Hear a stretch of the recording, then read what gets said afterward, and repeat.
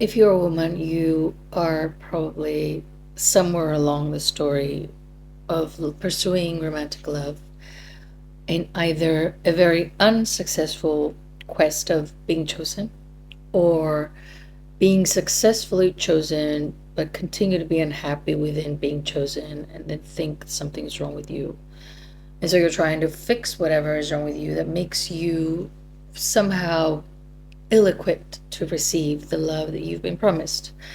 In both of these scenarios, you're probably realizing that the love that you were promised is not arriving. But what I don't think most of you are realizing is that the cosmic carrot of what love and romantic love is being painted as being was never supposed to be reached. It was just something you were supposed to pursue and constantly blame yourself for not accessing it so that you continuously try to alter yourself, fix yourself, change yourself, so that you can hopefully get that love and acquire that love. You were never meant to get it because it doesn't truly and fully exist in the capacity that you've been sold it does. And in the rare occasion that it does exist, it's not a guarantee that you will find it.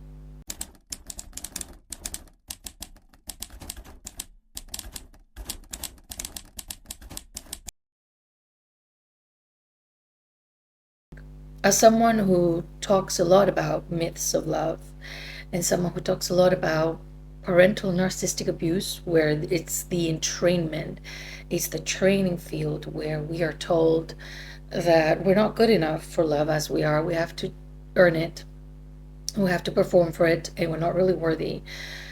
As someone who sees how that entrainment into unworthiness and unlovability sets us up for a lifetime of chase, especially as women, and as someone who has seen the ugly face of patriarchy and who men can be based on how they're conditioned to exist in this world and how they always benefit much more than we do. And of course, that's a generalization, but so someone who sees all of that and says scarce things about it in several videos. People will ask me dating advice or random stuff. So I decided to create something that is composed by most of my ideas around this topic because it is not a black and white thing. It's not one thing. And it cannot be one thing because it just can't. There's no one answer that I can give you as to what it is that you need to do specifically, but I have a lot of offerings here in terms of thoughts and ideas that will get you to think and question for yourself and decide for yourself rather than me telling you what it is you need to do. So, what I want to and I will be exploring is why a romantic love feels so difficult and unattainable. The hidden beliefs that make women think love is something to work for, they have to earn or manifest. I don't know about you guys. I don't see a lot of men online saying how to manifest your SP.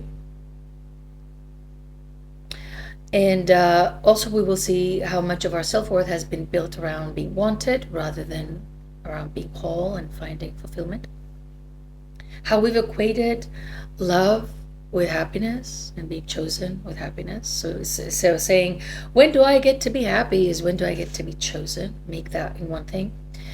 And we'll talk about what happens when you stop waiting for love and start building a life outside of love being the center of a life. And don't be mistaken to think that means that you're not supposed to have love.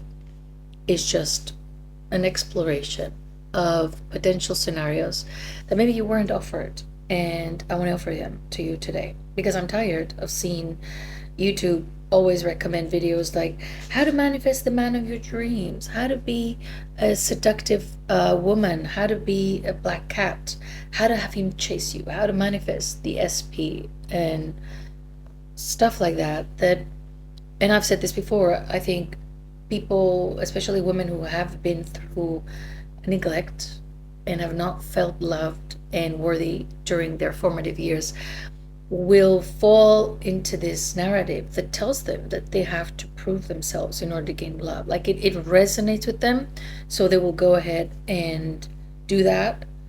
But whether or not they manifest that love that they thought they would manifest, and they thought that it is, or that they won't manifest it and will continue to do that for the entirety of their lives, feeling as though their lives are now a failure because they didn't manage to capture the happiness they were promised through love. So why am I talking about this? As I said before, I do a lot of work trauma. Most of the people who come to my mentorship are women that are looking to understand themselves better, heal the aftermath of their childhood, and free themselves from this compulsive pursuit of love. There are women who pay a lot of money with love coaches that told them what they were supposed to be doing in order to find love and make love the center of their lives. And most of them actually, for the most part, teach them to settle, although they tell you boundaries, blah, blah, blah, but then they say, but also don't care about this, and this. What is important is to have this, and that. And that is set by some people who just decide that for you. And, but also what makes me, in my opinion, eligible to just talk about it is that I'm a woman. I'm a woman. I'm going to be 40 soon. And my experience with love has offered me a lot of insight. And I'm by no means an expert in love per se, but I'm definitely an expert in how to waste your life being in love with ideas of people, and how in the starting point of meeting someone, you are already pre-deciding who they are and how they can make you feel. And that is usually never the case. And then you're disappointed because you can't match the fantasy with the person, and then it all collapses, and then you feel heartbroken for losing someone that never really truly knew, or they were never really a good fit for you. But there's some sort of illusion and program that we all follow, and also we have to add to that the insanity that falling in love makes us feel, right? When we are desiring a person, we're not necessarily thinking straight. So that is an element that we can't really perfectly control. But as we adult and mature, we can see that some of the people that we feel this way for are just blatant red flags. Like people who you just lose your mind over them, they're usually just red flags. At least that has been my experience.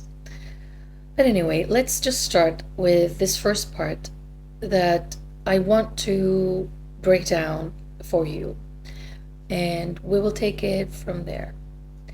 My hope is you will see love and romantic love differently and redefine it as per what aligns to you, not as something to earn, but as something to experience if you choose. And my other goal is to hopefully get you to stop using and living your single life like the waiting room for love. I'm hoping that you can understand the mechanics around what is now presented to you as romantic love, marriage, kids, and all that has been part of a bigger design that may be not necessarily for your own benefit, at least when you pursue it through the lens of the dreaminess and fantasy. And I want you to hopefully understand that your main goal in life is not to be loved, and your life can have meaning outside of that, although it sounds sad. I had this client the other day, we were just talking about it. She's exploring life outside of a divorce and stuff, and she's just like, that's very sad to think that I wouldn't find love in my life, right? This is how it's all just infused in our system, because we're talking about an idea. And we're like, I can't live it if I don't have the idea that I never had. So it's not like we're drinking water and we're like, I can't live without water. Obviously you can't. But I can't live with this ideal perfect love that I think I'm supposed to get because I didn't see it around me, but everybody tells me that there's somebody out there that's going to give that to me. And that's alarming, right? It's alarming that we are so attached to that idea that we make it turn into the meaning of our lives. And we need to be sort of like, we need to at least rethink our approach to love. So hopefully we can reclaim our time, our energy, our self-worth outside of being loved, outside of romantic love, and outside of being chosen. So why does love feel like a losing game? I mean, it was meant to be a losing game.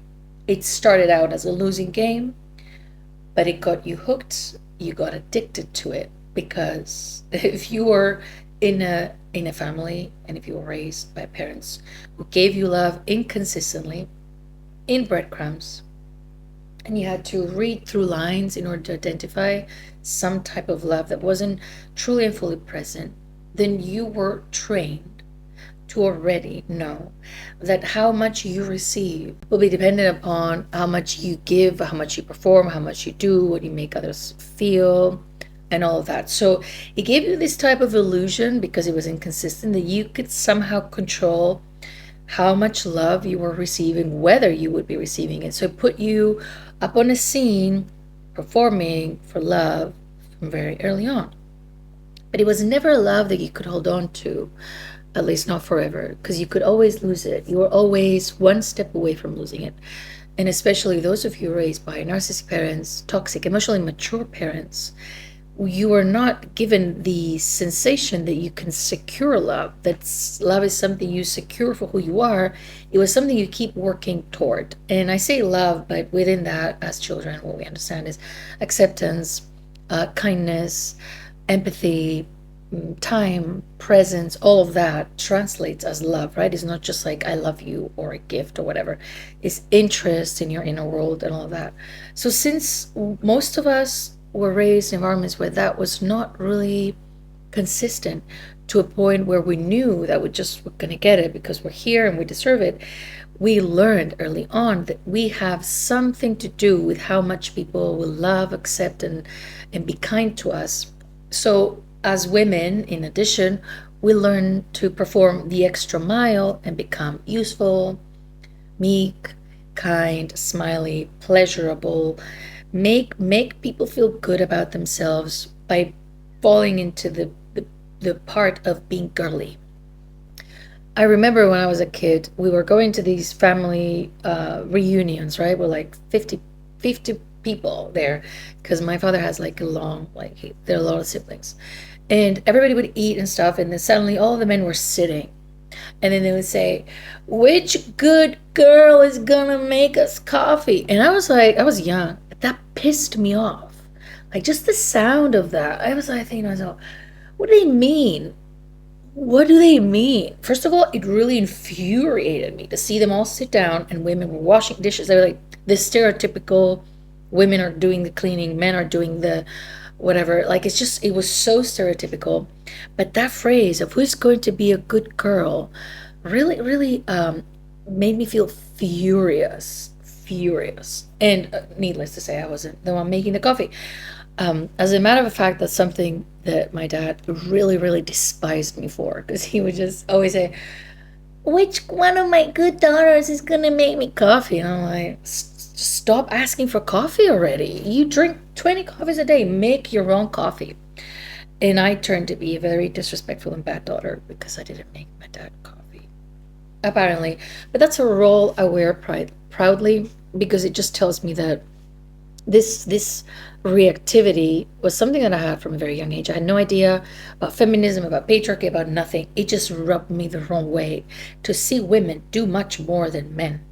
This was for me like, so obviously the idea I had of marriage was very early on influenced by what I was seeing, and I had a really bad idea. Why would someone want to be legally binded to someone else? And especially, why would a woman want to be legally binded to a man? And why would anybody want to have kids?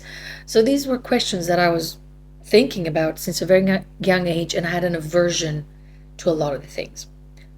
But nonetheless, I'd never had the aversion of falling in love and dreaming some of these things becoming reality for me, even if I don't, and if I didn't ever want them.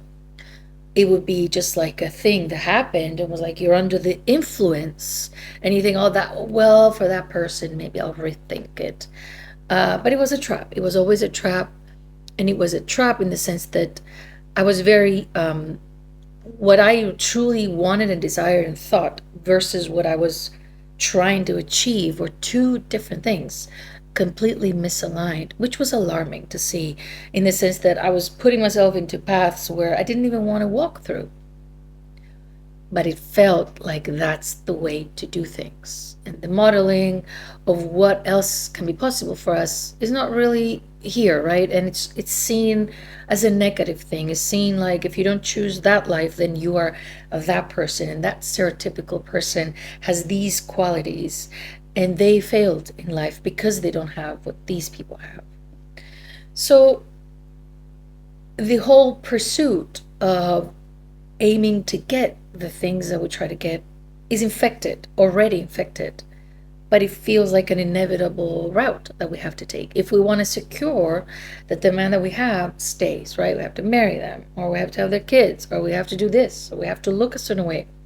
So at which point do any of us sit down and wonder, what do I want to do with my life? Do I want to have kids? Do I want to be married? Do I want to, although we pretend or we say that we're doing this, in reality, we're just like putting it on a time space. Do I want to do it now, or do I want to do it later? It's almost like a thing that we have to opt out of. Like it's a predetermined path. My dad used to always say, there's a cycle of life. You take those steps, and he said you always take them the other way around, which was funny, because that makes a lot of sense in terms of how he viewed, and culturally this is the way life is viewed. You're born, you go to school, you go to university, you get married, you have kids, you have another kid, you have maybe another kid, continue to work, whatever. That's the life. And you shouldn't be trying to do any other life, because if you are, you would be looked at in a way that feels dismissive. But since I crossed over my 30s and started expanding my view even further to see more women think this way, I saw that the more we grow, the more we reject that life. It's not that this life rejects us or men don't want us. It's more like we have an aversion to that life because we've seen that the crossover between 20s and 30s, you don't know it yet. You're like, oh no, I'm 30 and I'm still whatever. And then after you cross it and you're like, wait a minute. And then you start critically thinking, it is a lot harder to fall into these paths, unless of course your environment continues to pressure you that you should be doing it, and you can't develop your own individual thought outside all of that noise, right? All of that imposed noise. By whom? By whom? Most of it is by women who have already done that. They're miserable in it, but they think you should be doing it too. Most of them are your mothers, your grandmothers, your aunts. And if you say, why would I want to get married? Were you happy for getting married? They'll say, don't look at me. Don't look at me. Whatever, right? So the raising of a woman has so many layers of indoctrination, and the biggest carriers of that indoctrination are those who are oppressed, which are women. Women shame women for not being chosen. Women shame women for not doing what they're supposed to be doing, bringing children into the world. Women force women into this kind of race of who's going to do it first. Women show off their rings like it's a really something that says something about your worth and value. And also women are flaunting how well they're loved as a means to show how worthy they are. Because that's how it's translated. If I have a good man love me, or if a man buys me a beautiful ring, then I, by default, am somewhere else, and it is different than the other women. So we've created this hierarchy in between women to attach ourselves to being different than each other based on one criteria: whether we are chosen. And added layers to who chose us, what kind of ring he bought for us, does he provide, does he look good, is he rich, and all of the other parameters that sort of change it even further, right? So in essence, what happened through how we were raised and what we witnessed, what we viewed, what we received, what we didn't receive, we were taught to pursue love as a prize and as a sense of thinking, when I get that, it's going to be fine. Like, that's the end of the race for me, right? I'm finally going to get that. I'm finally going to wear the wedding dress, and I'm finally going to be someone's wife. I'm finally going to call someone my hubby. Like, all these momentums, which are, a lot of them are sacrificial ceremonies, are made to be believed that are something great for us. And they used to not be great. Women were just wed to someone randomly in a ceremony, but now the woman in the ceremony gets a more fancy treatment. It's almost like they're luring you into that game, so you cannot wait to go and be sacrificed, because you get that special day and then a not so special life, or at least not the special life that you expected. And then you are being told by everyone, and male philosophers and people, men that are spiritual, and male dating coaches, and then women who also live the same, that love is sacrifice, love is compromise, marriage is hard, and all of that. So you just have to be like, okay, and then continue to live down the path. Right after you crossed it, being told is the one thing that's going to make you happy and complete, you're miserable, and now they tell you, actually, it is what it is. That's what it is. So your culture, your upbringing, what people think about what marriage means, has definitely influenced your pursuit of the magical other, of the one that is going to be the one person for you, but also how you were raised in a household, whether you were shown that you were worthy, whether you felt secure in feeling lovable and good enough. All of these things influenced you to now possibly chase love as something to alleviate. Like, you created this fantasy since a young age that no matter what was happening then, you're like, one day I'm going to be married to my prince and life is going to be great, right? The whole prince narrative sort of translates into married to the bad boy, to the hot man, to the provider, to whatever. Like, it changes faces, but it's pretty much the same thing. To a man that is going to be mirroring how valuable I am. Like, when we're younger, the value comes from, if you're chosen by the cool guy at school, which is usually the worst man to have ever lived, right? Everybody knows that, but he's so cool and hot that you're like, oh, I just want to be chosen.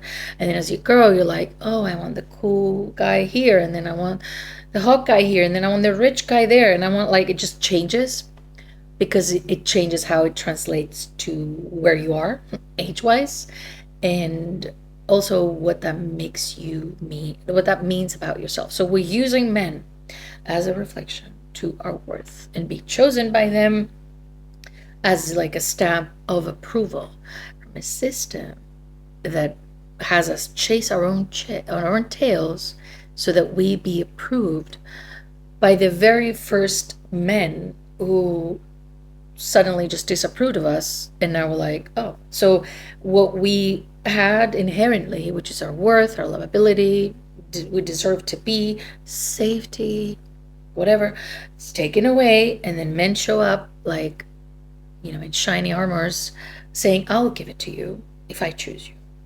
If I choose you, you'll be provided for, I'll be giving you safety, you're going to feel worthy, you're going to feel respected, and then you go around flaunting that supposed respect that you got to who? To other women. And it is seen now more than ever, because of social media, how much people and women are showing being chosen as a thing that they hold as a definition of the self, right? They make being a wife or someone's chosen into their personality, which, to each their own, but there's a lot of things that are happening there that are taking us back to thinking and normalize these ideas. Like, women who are doing the trad wife content and all of that is influencing us, silently influencing us to think that that is the life that we wish we had, to be taken care of but at the same time, to not really do much outside the house, which is we live in a nice golden cage and we don't know how to pay bills, we don't know how to do this, we don't know how to do the other, which feels great, but is also giving a little bit no autonomy and childlike attitude. So within the patriarchal system, the man chooses a woman to be the as a prize, right? And what counts within that system is how beautiful she is, how nice she is, and how well she takes care of your children, how well she takes care of you, and how little of experience she has with other men. That's seen as a plus because it means that you get to teach her the ropes, and possibly her not understanding how little she's receiving because she has no experience. But nonetheless, how men choose women is how much they will be getting from being with that woman. But for how women choose men is more like the provider mentality is still serving the man, because when he comes in as a provider, he comes in as the one that is in control, right? So it's almost like I'll be doing all these things for you, but in reality, you're being owned, right? It's within a capacity that it feels like love, but adulthood, and if you really bring it down to the adult agency and wisdom that we're supposed to hold, it's holding a lot of underground levels of control within being provided for, because whoever is 100% providing for you can be 100% the one that stops providing for you. And that's just to put out there. Then women will play all sorts of roles to be chosen by such men, continuously showing that they're less than they are and making it their life's goal to be chosen by a man who does that for them, but at the same time they're adjusting to doing whatever they need to do to be in that space. And that is quite problematic and disempowering, if you ask me. But again, each one is going to do whatever they need to be doing. Just know that being provided for is not the same as being loved. Although being loved means also I want to provide for you, but the means, the level of control that exists needs to always be examined, right? Same goes for men who choose women a lot younger than them.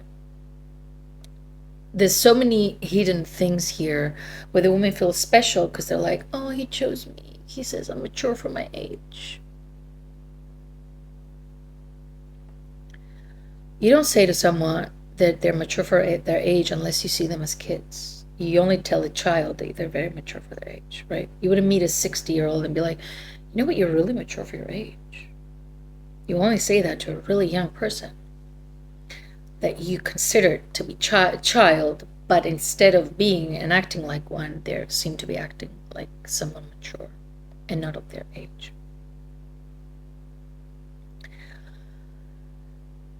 Now, to continue on what we've been discussing. So, love was meant to be this cosmic carrot, this cosmic romantic carrot you were never meant to catch, but you were always meant to chase. And by that, you would have to constantly change yourself in order to achieve it. And then when you have it, you lose it, and you try again, and you see that never ends, right? It's a loop.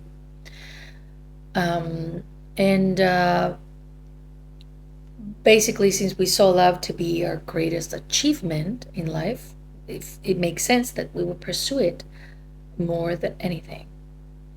And how did that happen? The greatest achievement and love being in the same equation. That was all people did in the past, right? It's like, did you get married? Like, that was the only thing. Women were born into thinking one day you're going to be chosen, and they were chosen much earlier than now as well. And so that was it. You get chosen, perfect. Your life is done. And this is a very old way of living, which doesn't really apply to now, because women now get education, discover things, are scientists, go to the moon, whatever. They do amazing stuff. And that part of their life is not the priority. And it can happen, it can exist, but it's not their biggest achievement or their biggest success. your biggest success can be whatever you consider to be your biggest success. But what society will always find as your biggest success is usually these milestones. I remember many years ago, I was thinking, when people post on social media, you post like, I got my master's, I got my degree, I got this, I got the other. People are like, yeah, like, you're like, I'm getting married. And then everybody's like losing their minds. I'm pregnant. Yeah. It looks like, wow, right? The difference between one and the other is immense. So you can see that the culture is really, really encouraging those achievements over the others. And we are conditioned to really like to be applauded and to be reinforced, right? We live by that. We're like little kids, they will throw a silly dance and everybody's going to applaud, and they will dance that dance until they're 25 and still get that same sort of high of attention. We are being taught that recognizes our value, right? Now, to break it down even further, after everything that I've been sort of like expanding on, is if love isn't the answer and the biggest achievement of our lives, and motherhood isn't the biggest achievement of our lives, although it can be a desire, something we want and we actually get in our lives, what is there for us if love isn't the destination?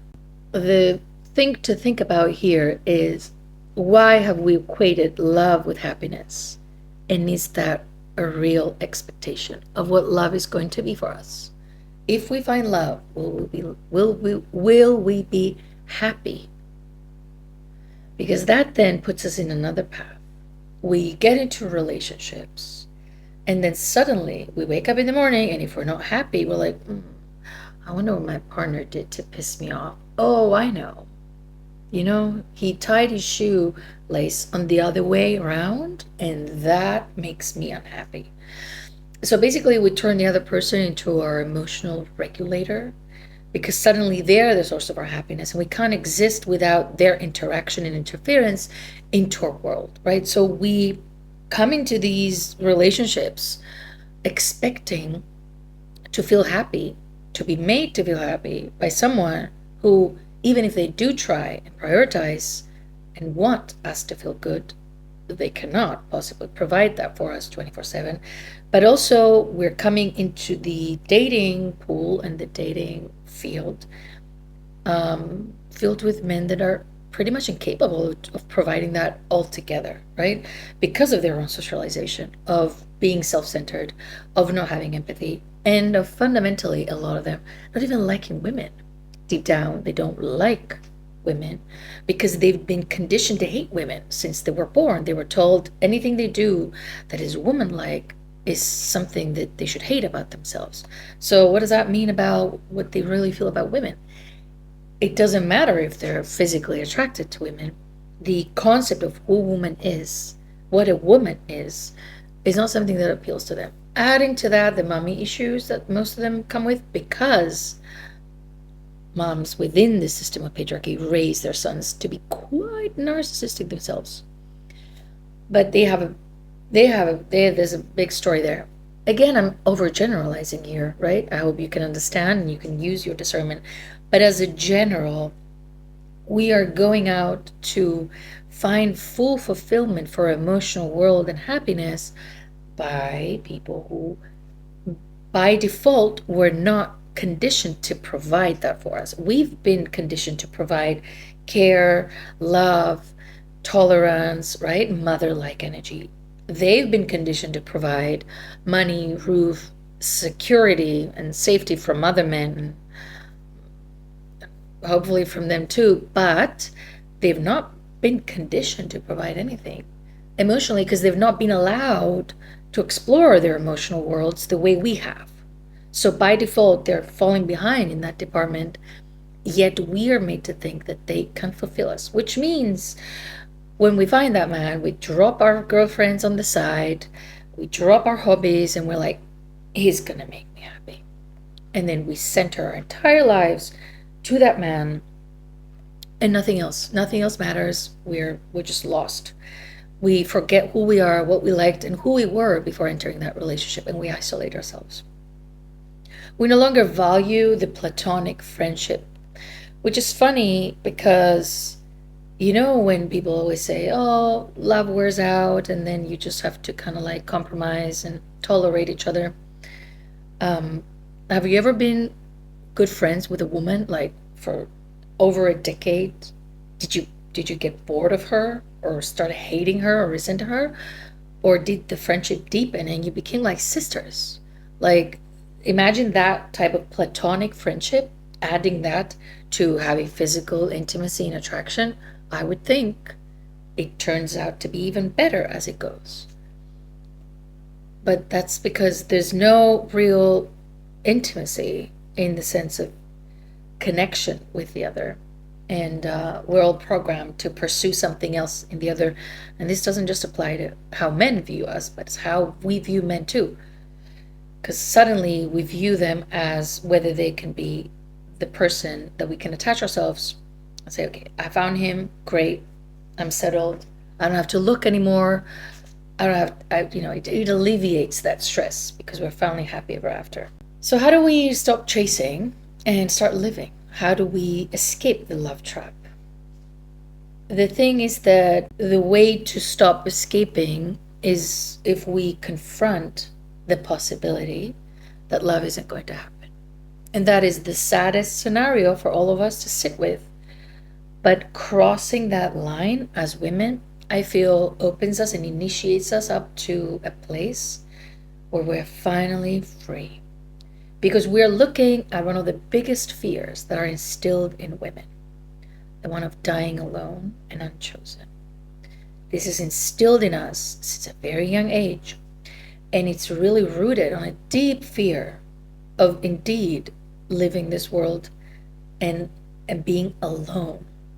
So our search of magical other has this also element that kind of feels like we're not going to be forced to do life alone, which means we never truly separated from being in oneness with someone, because we come into the world with the oneness. Stay with me, right?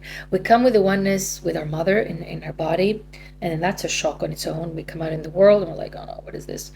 And then we are pursuing oneness with someone else so that we go back to being attached and cared for, which is why we have this illusion that all of my needs will be met. I'm going to be happy. I'm going to be held in such a way where I can just become a baby all over again, kind of thing, right? And if we look at that big fear in the eyes and allow the grief, the eons of grief that come with having a hope for so long, and what we have been going through in order to sustain that hope for so long, then the next step after this, whatever we decide after this, is based on our freedom. My suggestion is that every woman sits down and tells herself, what if there's no one for me? What if I'm never going to find the one? No, what if I'm never going to be chosen? What if all of this was just a fantasy? And I'm going to warn you that this is a very sad process, because you may not think about it consciously as you're listening to this, or maybe you are. But there's a lot of grief because this is a fantasy that you've had since a very young age. This is not something that you just decided yesterday. Since you were a little girl, you were told to imagine a certain type of life and a fantasy of a life. And now what I'm doing is I'm trying to poke some holes here and offer you the possibility to sit with the fact that it is a fantasy. So it's just, you see it there, you just say, oh, it's a fantasy. There's nothing here. And when you really and truly capture what it feels like to resign from that fantasy, you're going to be thinking, oh, what do people think of me when this happens? What does that mean about me? What? And then at some point, you will finally come into a place where you're like, all right, if this is the case, what do I want to do with my life? So if this is not a possibility, this is not happening, I'm not pursuing it, I'm not trying to manifest it, nothing. What do I want to do with this beautiful one life that I got. And that's where you start living.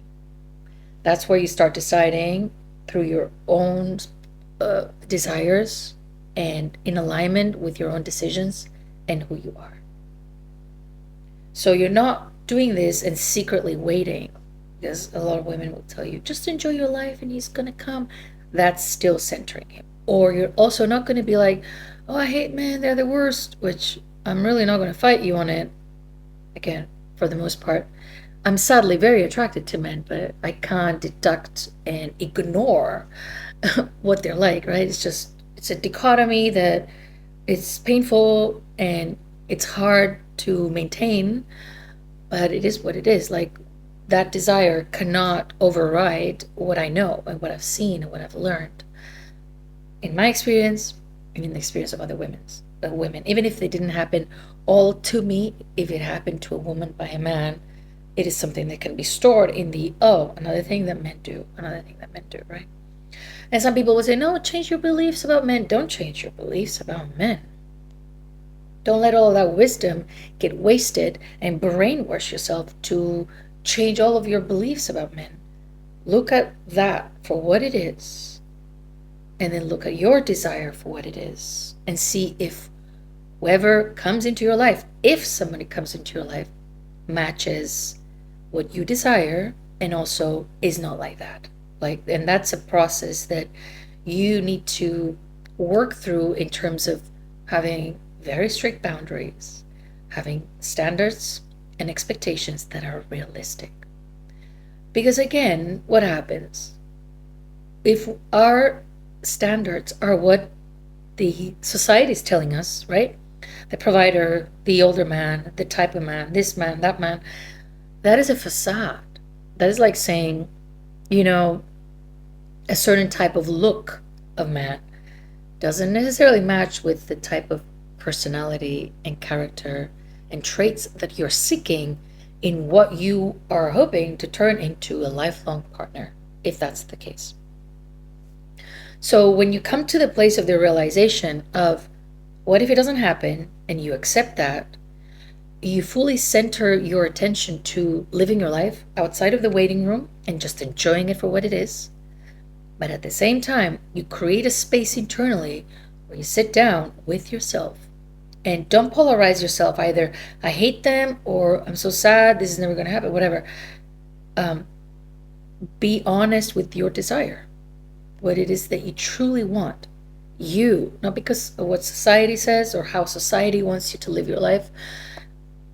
Do you want to have kids? Do you want to be a mother? Do you want to live the married life? Do you want a partner? And that's all good and fine. Just make sure it comes from a place of genuine alignment with what you want, not what the world is telling you. And that is very important. That is a very important thing that we're having a hard time grasping on when we're in this whirlwind of thinking that if it doesn't happen, something is going to happen to me, right? Which is why it is essential to first accept, fully accept, and within that acceptance also acknowledge, what is my true desire here? That's what I would desire. If I could choose, if I could create the type of person that I need, what the type of person would I want in my life to enhance this already fulfilled life that I'm building? It's that type of person. Great. And keep that there. Keep it in your mind. Write it down somewhere. It doesn't matter. In the case you do meet someone, that list needs to be thoroughly examined versus the person. And I'm not talking about what society deems, again, acceptable, but what are the traits that you truly seek in a partner that are meaningful? And what kind of partnership are you looking for? What kind of lifestyle? What kind of life altogether? Right? So I wanted to put this out here because I don't want you to think that by dispelling the myth of romantic love and breaking the fantasy, you have to abandon completely the idea of everything, because you can both hold the desire and also see the truth and also be okay with what is. And that is the radical acceptance that we famously hear about, of being okay with what is, which means we can finally live our lives in the now for what it is and really putting all of our energy into what we want to create in this world, not into being chosen. But at the same time, being in alignment and being authentic means honoring the fact that we hold some desires that are truly valid and are ours, right? They don't come from, first of all, the conditioning that has us starving for love, and we don't feel unworthy and that's why we want it. We don't feel ashamed and that's why we want it. So it's not about that, because if we've done our healing work, if we've done the, if we've examined how our childhood has shaped us and indoctrinated us and has given us all these beliefs about who we are and has put us into this place of where we're performing and we're playing roles and we don't know our worth and all of that, if we are like that, then it is very probable that we will continue to pursue love out of all of these insecurities and fears and childlike beliefs. But if all of this collapses and we truly know ourselves, it's a different way of desiring and experiencing a desire, even if it's not fulfilled. That we exist through desiring something that we do not have because we're not 3 years old. And we can contain disappointment, we can contain grief, we can contain a longing that isn't fulfilled and be able to redirect the energy to where it's meaningful. And we can continue to live our lives, not attached to false hopes, but also at the same time being in touch with our true desires that are decided by us. So the women who choose themselves will lead different kinds of lives that are not really modeled, or we were told they were bad lives, but maybe these women knew a thing or two that we didn't. It's just society didn't ever let them tell us. Hopefully now they do.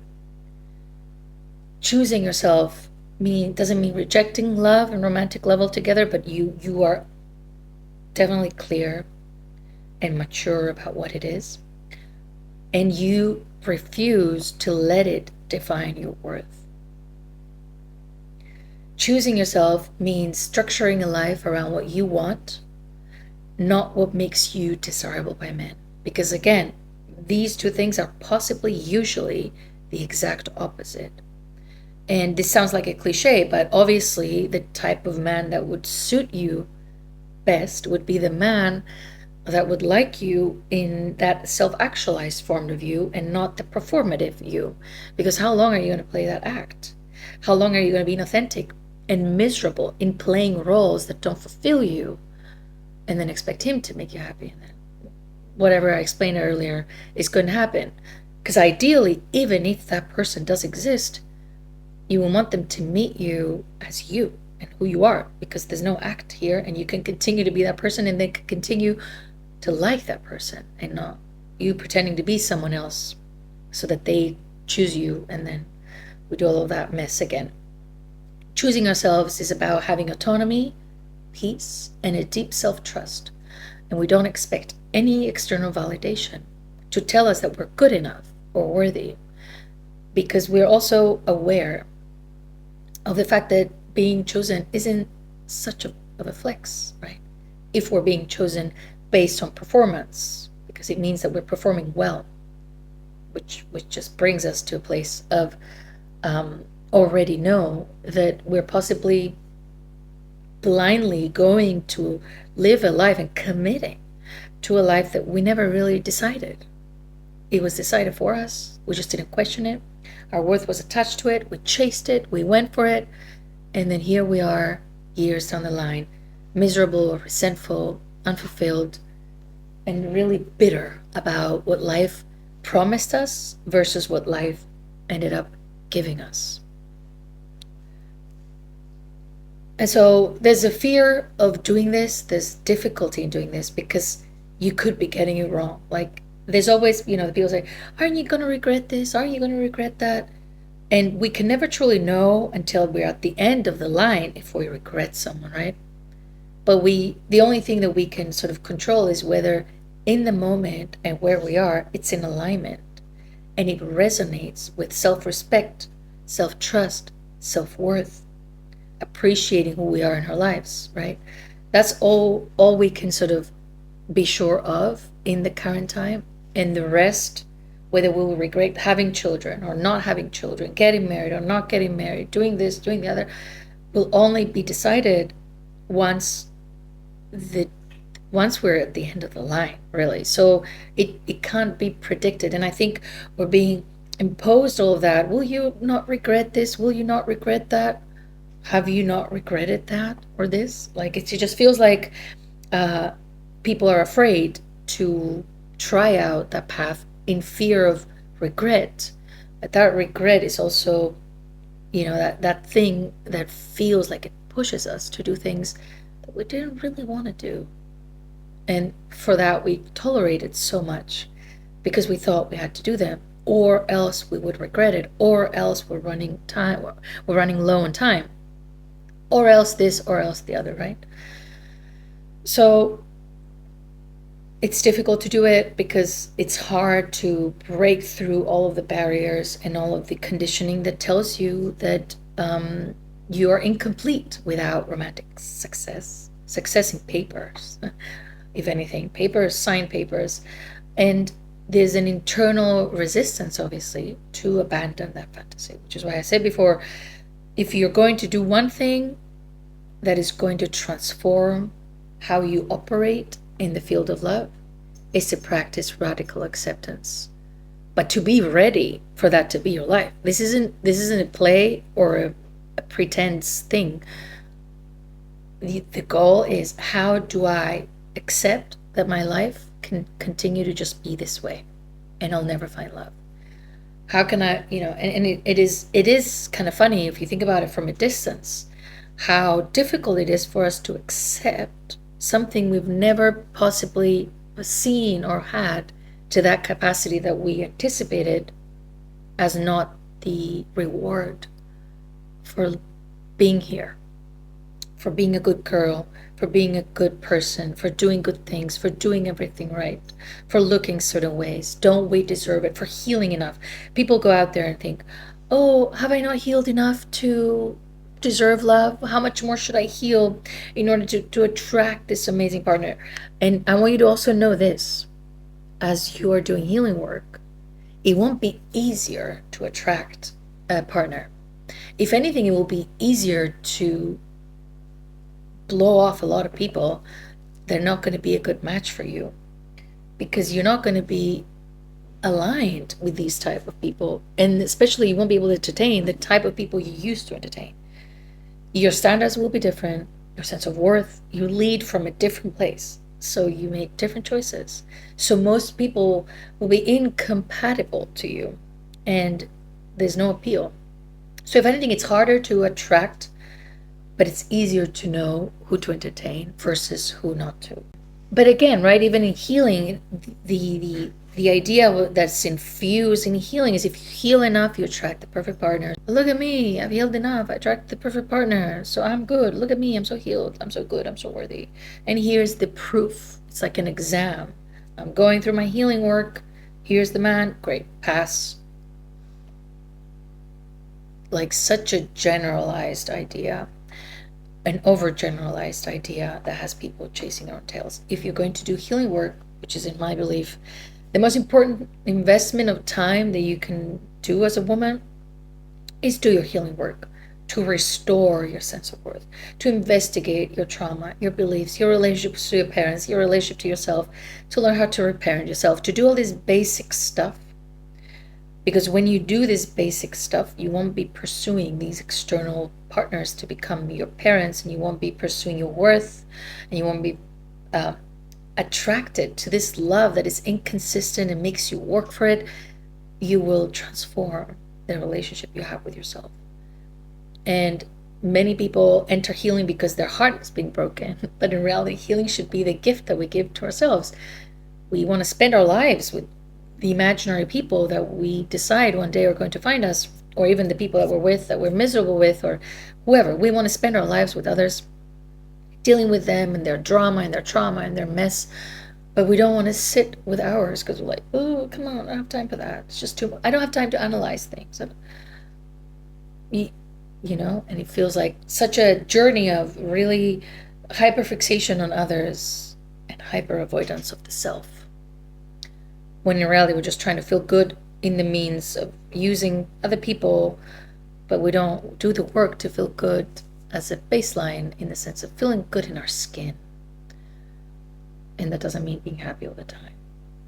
Just being okay with feeling whatever we're feeling, and doing the work, the inner child work, the what I call usually grief work, opens us up to so much capacity to feel that then we can open up and accept more and outgrow things more, and feel no longer argue firstly with the past and then with whatever life is, while it's at the same time holding space for our desires, our goals, moving through life, etc.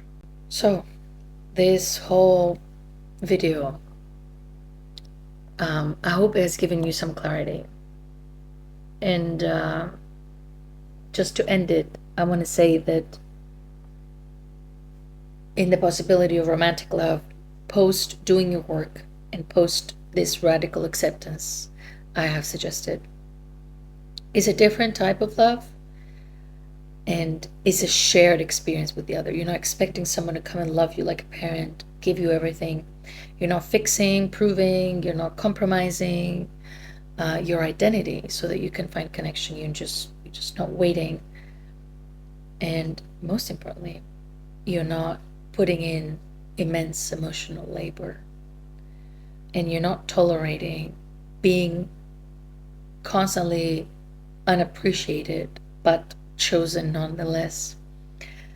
And also you have the ability to walk away without fear because you are okay with either scenario. And that's such a power move, because so many women don't leave